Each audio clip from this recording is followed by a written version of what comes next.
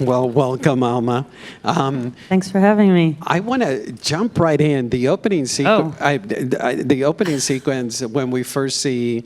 Thanks everybody for coming first. I just have to say, Yeah. and for staying for the Q&A. I was really taken by older Otis. When you first introduce him, he's like pulled from a bungee jump, and then is repeated later with a younger Otis, which reminds me of like a marionette.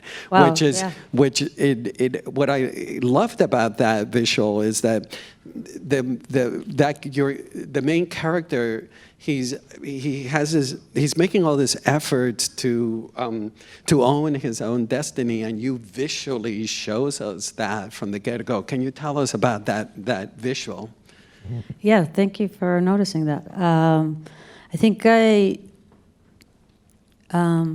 met Shia years ago when I did my first documentary, and I met him in 2011 when he just came off most of his Transformers years, I guess, and bigger movies. And there was a feeling of mine that his life, and many lives of young actors that start very young and go into a very big industry like that, is that they are a little bit kind of, hanging and operated by other people many times. And I kind of worked a lot with this idea of Pinocchio in my head, who, everybody could see when he lies because his nose gets longer, and he wants to be a real boy.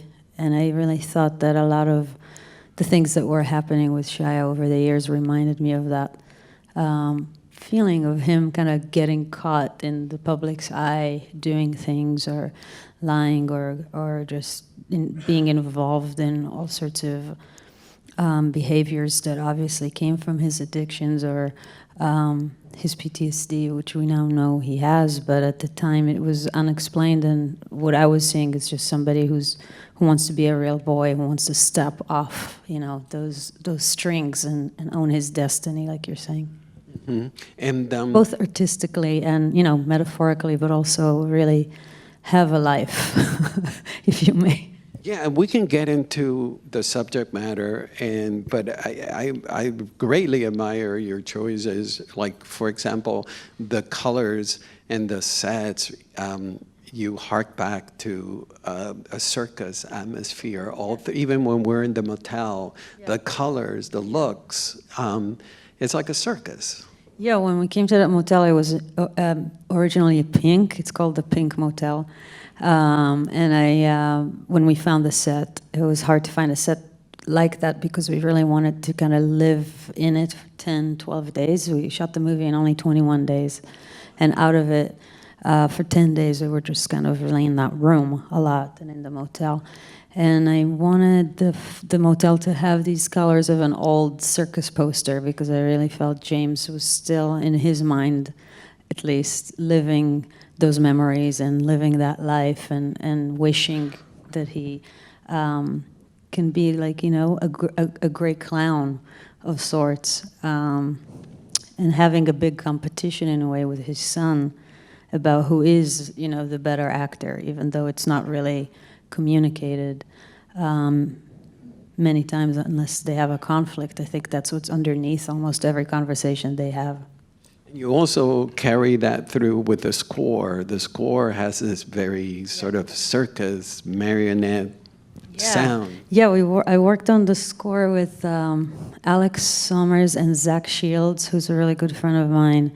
And we kind of recorded a lot of very small, sometimes marionettes, but also a lot of toys and a lot of like just, a coin in a can and a metal can and all sorts of things like that, and really found a way to incorporate it into the composing and the music that Alex and Zach were doing.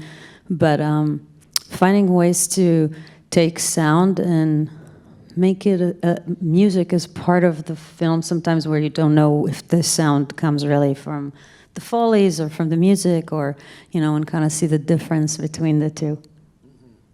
But it keeps it, there is a magical aspect to this film. You could, I mean, you're a documentary filmmaker. Everybody needs to see her film Love True.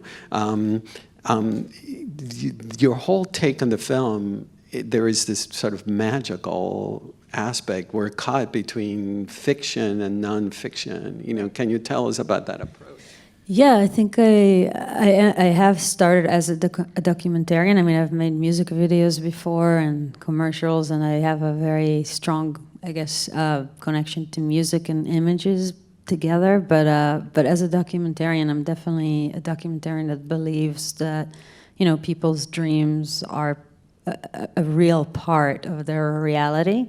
And their truth, and I try in my documentaries too to work with people and kind of bring to the surface whatever it is that is kind of either subconscious or haunting them or visits them at night when nobody can see, and bring it to the surface. So I feel like just capturing the truth, you know, as it is seen by everybody, is actually really ignoring probably almost everything that actually motivates a person. And, you know, we never know what another person thinks about at night before they go to bed when they're alone trying to fall asleep. And I'm much more interested sometimes in those thoughts than the truth that everybody could see. So I work hard in my documentaries to kind of, you know, bring that to the surface visually. And I think in this film it was an opportunity to sort of live in that, you know, world that I feel the most comfortable in, because it was a real story. But Shia also allowed me to bring in sequences like that I thought captured some of the, you know, the heart and the essence of the story and of Otis.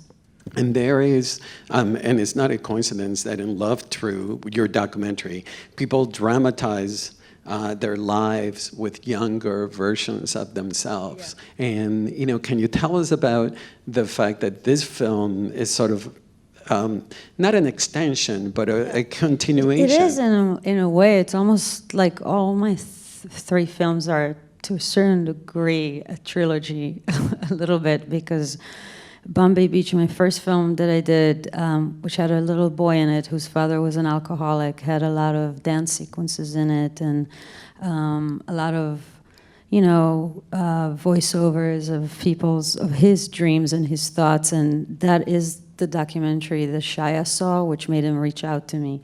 And Shia actually was the executive producer on my second film, Love True, which you described, and financed it.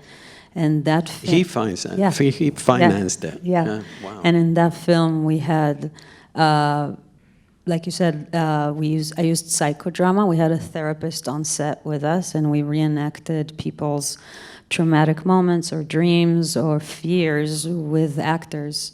And they got to kind of talk to them in real time, and we did like sessions like that, and then edited them together into the film. And this one, you know, is also about a child with an alcoholic, and it has a lot of both of those elements. So I kind of feel like all of them, to a certain degree, explore some ideas of love that, you know, is not simple, and that is shaping you in a way that gives you tools that sometimes end up creating pain.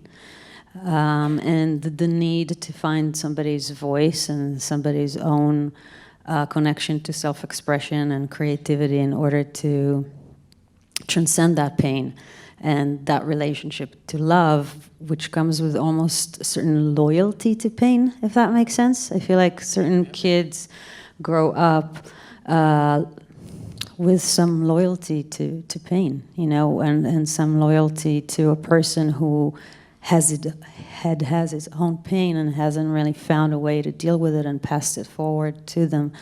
I grew up with a father who's an alcoholic, and still is, and is also, you know, my inspiration, and I love him so much. And I had to learn how to love, you know. And forgive as and well. Forgive and all of those things. And I feel like me and Shia definitely connected on that. Which leads me to the question: the great choice of having Shia play his dad. Yeah. He's basically, in a way, owning the effects of, his father's alcoholism and the effect on the second generation. Was he willing to play himself from the get-go, or was that something that you? Yeah, I think it's like kind of becoming a bit of a myth in all these Q&As of how I'm like pushing Shia to play his father beyond his will. But the truth is that, Shia is really the bravest actor I know, and there's nothing he won't tackle and won't try to do. He sent it to me from court-ordered rehab, just kind of like you see in the film. He literally was court-ordered to go to rehab, and while he was there, after a few sessions, was kind of asked to write about this period in his life, which was coming back as a source of a lot of his, I guess, PTSD. And he wrote it in there and sent it to me, and in the original one, it was only Otis and his father in the room. It didn't include the older version of himself. That came later on when we kind of started workshopping it, and I would say I really pushed for that more than anything because I felt like he needed to give a perspective on what happened to that kid, and I felt that him being in rehab and the way he wrote it was a little bit like a person a lot of people I know in their 20s, me included, I guess, spend those years like a detective trying to figure out what happened in their childhood and like kind of piecing together all sorts of memories and dreams they had and things they heard about their parents, and I don't know, just kind of trying to understand how they became the person they are and who they are, and I wanted to capture that a little bit, by going back into these memories from a grown person that's already living the consequences of what happened. And, I definitely thought Shia should play his father, and that was the source of what would make this a really cool, film and not a biopic, because by stepping into his father's shoes and needing to have the empathy to play him and understanding him was probably the ultimate therapeutic exercise, but it was very scary and was an act of courage, I guess, because he had to go through the whole trauma watching this younger version of himself, realizing how small he was when all of this was happening, and at the same time identifying with his abuser, who he loved so much. So it was, as they say, a mind fuck, but but we survived it. I'm glad you said that, not me, but but it's never self-indulgent. Was that something that both you and Shia were conscious of? Yes, super conscious of a lot of things. I mean, I was really super conscious of many things doing this film. It felt like an amazing trap that I wanted to kind of try to, to succeed pulling it off tonally and making it personal and also at the same time universal without falling into all the traps that it suggested. One of them is obviously the self-indulgent ego trip of somebody telling their own story and controlling all of the aspects of it, and to speak to Shia's, I think, decency and authenticity and discipline. I would say that he never came to set when he wasn't playing the father. He really didn't want to control it or make it about himself, and wanted Lucas Hedges and Noah Jupe, which are both incredible actors, to be able, on the moments that he's not there, be Otis and not feel like they are watched or guided to be somebody, and allow them to comment on him and sometimes make fun of certain things he does. And it was really an amazing thing to actually have humor in it, and have Byron Bowers, who's here with me, who played Lucas Hedges' roommate and was kind of like very much like somebody who brought a lot of humor and perspective into the film, and shown the privilege of actually being court-ordered, as opposed to going to jail. To go to rehab is actually something that we were aware all the time of what that means, when other people could go to jail for the same acts. So there was a lot of awareness of what it films, and also just a lot of fun things like winking at people that grew up on Even Stevens and had no idea that while they were enjoying this show, that he was living in a motel and being in situations like the ones he was with his father. So I guess I really love this kind of like meta, you know, ability to comment on something while actually being totally in it. And that's what I was trying to do, and I feel like we kind of managed to do that, to make a film where you can quickly forget all of that stuff, and when it does happen, it's almost like a bit of a wink at you, as opposed to, you know, like you said, like a trip down egomania. Mm-hmm. And why? Lucas Hedges is brilliant in the film and wonderful casting, but you intentionally didn't cast an older Otis that looks like Shia LaBeouf. Right. You know, can you? I gotta say, shout out to your nails, by the way. I gotta just stop and discuss the glorious nature of your nails, and yeah, make me feel really naked. Gotta put some. Yeah, it's amazing. We kind of. Yes, I did it intentionally. Did you? Yeah, no, I believe it. You seem like you have those powers. I saw your hair online. There you go. Sneaky one.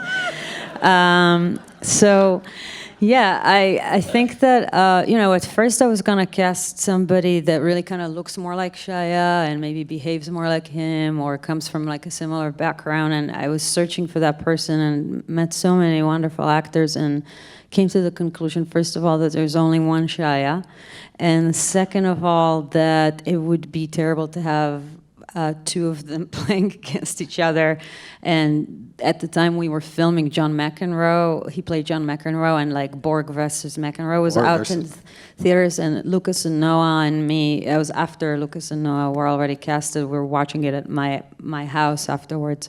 But when I was casting, it was all happening, and I was like, that would have been terrible if like Shia had to play McEnroe and McEnroe was playing Borg, for instance, or something, right? Like, and I was just like, having this mirroring thing is not really what we're trying to do. We gotta like find out who Otis is. And I think the combination of Lucas and Noah really worked together to bring this new person to life who isn't just like an impression of Shia, but they made all sorts of intelligent, you know, intuitive choices as the incredible actors that they are to bring little things that kind of capture that like forward, you know, energy that Shia has. And I think his commitment to the craft of acting and really his PTSD, which expresses itself in many small behaviors. So they were just brilliant about that and spent so much time with them. I mean, like they came in 2 or 3 months before and just worked nonstop. I mean, like every day, all day. We're obsessed with the film. It kind of took over us. And Noah and his mother actually lived in Shia's house. Shia moved to a motel because he wanted to be like, you know, getting into his father's character. So he was riding a bike and living in a motel. And Lucas was wearing all of Shia's clothes from like almost the first week, like walking literally in his shoes. So yeah, we kind of lost our minds a little for a while there. But I think it's on the screen because they had a lot of history when they came into that room. Him and Noah, they would meet every day and learn how to juggle and play cards and rehearse the scenes. And everything I think you see in it is definitely something that was happening, you know, in real time before it, you know, and it made it very safe also to have Noah have this experience and not create a situation for him where it's like, you know, 10 years from now, there's like a Honey Boy 2, which would be super meta about Noah playing Shia and from court-ordered rehab. So hopefully that's not going to happen, and we wanted to make sure that it's a very safe environment for him. You use the term freedom, you know, quite a lot, and I admire a lot of the scenes in the motel, especially with Shia and his son or Noah. How was the camera set up? That in the acting and the way they move, there is a real great sense of freedom. Yeah. You know, can you tell us about that? Yeah, I worked on this film with a really incredible cinematographer who I admire very much, named Natasha Breyer. I admire her work for a while, and she did films like Rover and Neon Demon, if you know that movie. And Nicholas Winding Refn. Yeah. And I just feel like she really has an ability to sculpt, you know, with light, and at the same time, you can go all the way with her or really kind of tell her, you know, that you want something more naturalistic, and she really lives comfortably in that whole range, where a lot of, I think, other cinematographers have like an aesthetic that they pretty much married to. She's, I feel like she could do anything, basically. But the biggest challenge here was that I wanted to shoot in a way that allowed us to move freely in the room and for the actors to go anywhere they wanted. We had amazing operators. I operated sometimes too, a lot in the motel. And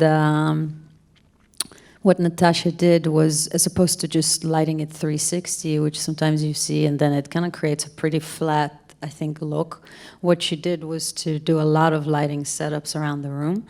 And then in real time, she would like kind of DJ them, you know, and like operate them on all these like iPads. So she was watching us, and as we were moving around the room and doing things that sometimes weren't the same, like we weren't like, oh, you gotta hit that note, that, you know, spot, like we didn't do that. But they were free to move around the room.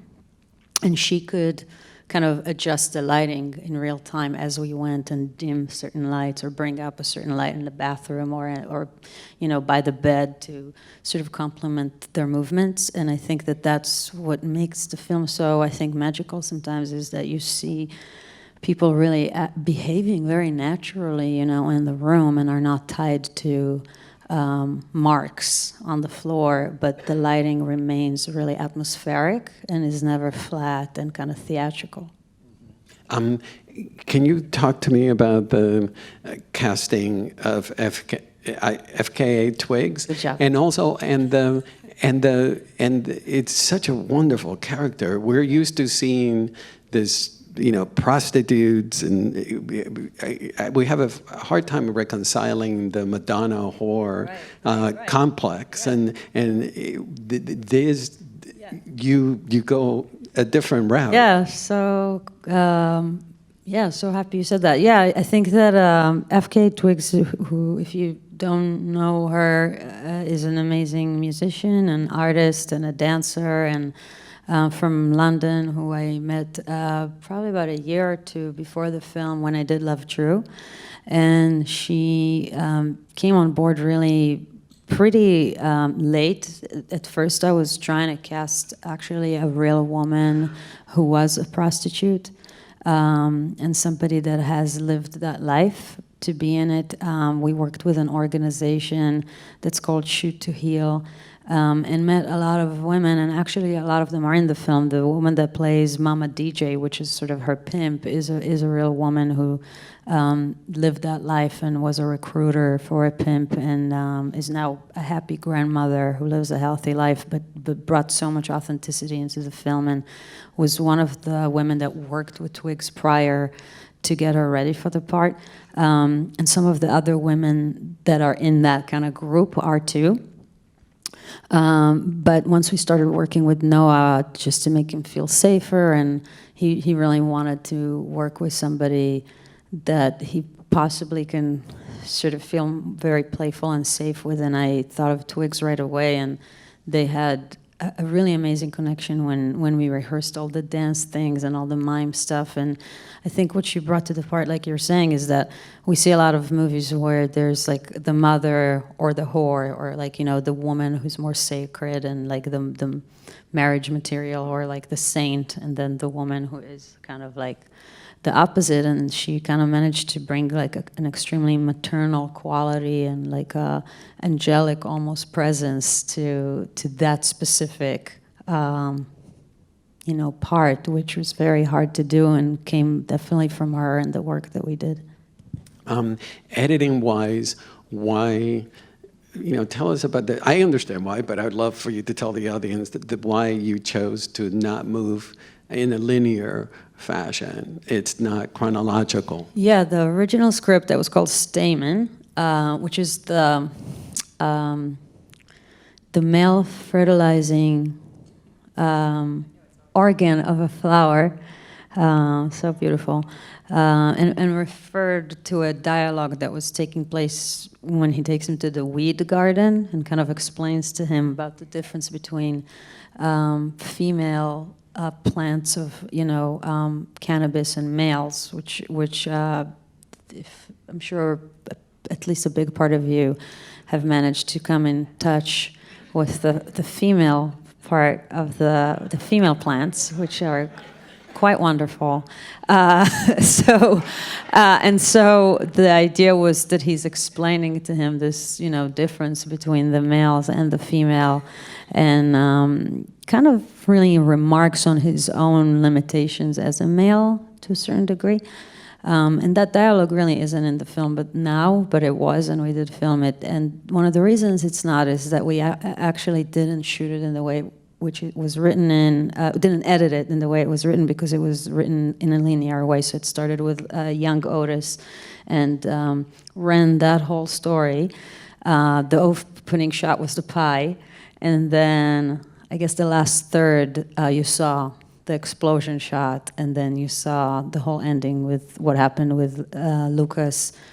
And in the edit, it was really kind of clear that, to me anyway, like right away after seeing a cut or two of all of it together assembled, that I want to start with older Otis to give that perspective that I spoke about before, and to make it feel more like, going down this path of figuring out what happened, as opposed to, telling you sort of right away, this is who he is now.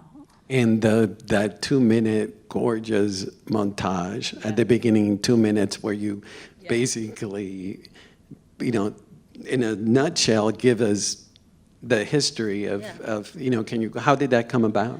Yeah, that's kind of crazy, because it was something that I kind of wrote myself to do in the middle as an introduction to Lucas,